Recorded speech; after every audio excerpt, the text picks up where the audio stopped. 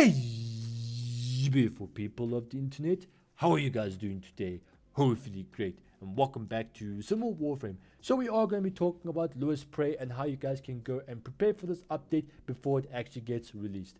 But before I continue with the video any further, ladies and gentlemen, if you guys would like to support me or the channel any further, do remember to leave a like on this video, as it does help me out substantially. Spot and click the subscribe button for more Warframe videos and streams. Ladies and gentlemen, we also do have a Discord server, so if you guys would like to go and interact with me outside YouTube or doing any one of my live streams, go ahead and join the Discord server. There'll be a link down in the description, as this is the place to go and be. What are you guys waiting for? Go and join the server. Without further ado, let's get this video on the road, shall we? With the Lewis Prey update, we can go and expect two pieces of content. Piece number one, we are going to be receiving a brand new werewolf themed Warframe which has multiple names. Why multiple names? Because every single werewolf head that you do go and see, including the shoulders, is going to be considered its own entity. I don't know about you, but that's kind of cool. Let's hope she's absolutely OP or busted. Next up is we are going to be receiving a small upgrade to our Necramech. It's not going to be damage related, but it's just going to be the ability to go and use them outside of the open world spaces, such as your Orb Valus, your Necrolisk, and of course your Plains of Eidolon. However, does this mean that we're going to be able to go and use them on any planet we want? Not right now, maybe in the far future, who knows, but I can definitely tell you there is a lore-based reason why we can only use them in Lure for the time being. We're not going to be able to go and use them on Sedna or any other corpus or infested map, just Lure for now. Of course, in Lure there is going to be these brand new survival modes with a bit of a twist, where you guys will be able to go and use our Necramechs during that mission. Doing so will then allow us to go and get ourselves, the new werewolf themed frame, which is going to be kind of cool. I can't wait to go and try it. Now you're probably asking, okay, how do I prepare for this? So if you've been a long time Warframe player, you probably already know what I'm talking about or where I'm pointing towards, or probably already have the thing built already. But go and build your very own Necramech.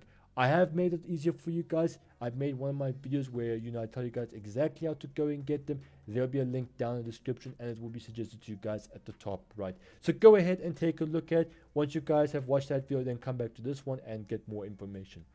When it comes to getting yourself the Necramech blueprints, you are going to be needing quite a strict build requirements. Now these requirements is going to need you to then go and get yourself the broken version of the part you're trying to go and build.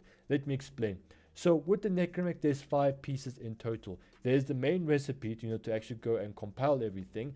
There's a weapons part, there is a casing, there is an engine, and I can't exactly remember what the last individual part was. Now let's say for example, right, we are going to be going and building ourselves a engine. You need to then make sure that you do have a damaged engine.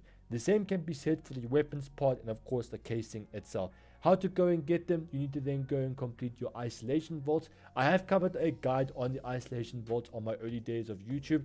The information is still good, but the quality is a little bit low. But if you guys are genuinely interested, there'll be another link down in the description, and it will be suggested to you guys at the top right. Go ahead and take a look at it. And on top of that, you then need to then get yourself some rare gems. Now what I mean by rare gems, there is going to be a lot of mining involved in various areas, and what I mean by that is you are going to be needing some special gems which you can only get yourself from, not only from Necrolisk or the Cambion Drift, but also you then go to Cetus or the Plains of Eidolon to go and get other resources to go and build your Necramech. And it gets a lot more complicated than that. Once again, if you guys want my honest opinion, just go and make sure that both your Plains of Eidolon or Cetus social space syndicate is maxed out, and the same can be said when it comes to your Cambion Drift or the Heart of Deimos syndicate maxed out.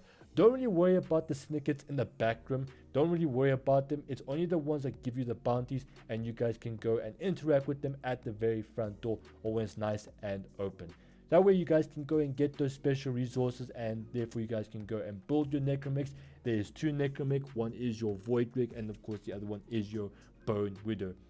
So go and do these methods, and you'll definitely be well on your way to preparing for the Winter's Prey, Lewis Prey, which is going to be releasing this year winter. I do suspect it is going to be a mid-January, or not mid-January, mid-December or late November, somewhere around there, I do reckon. But yeah, it's going to be quite fun. Do go take a look at the rest of my videos, as I do make a ton of awesome Warframe content, which will definitely benefit you guys in the future.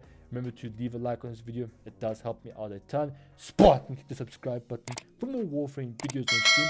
Do go take a look at the Discord server. There is a link in the description. I'm Mac like a banana and split.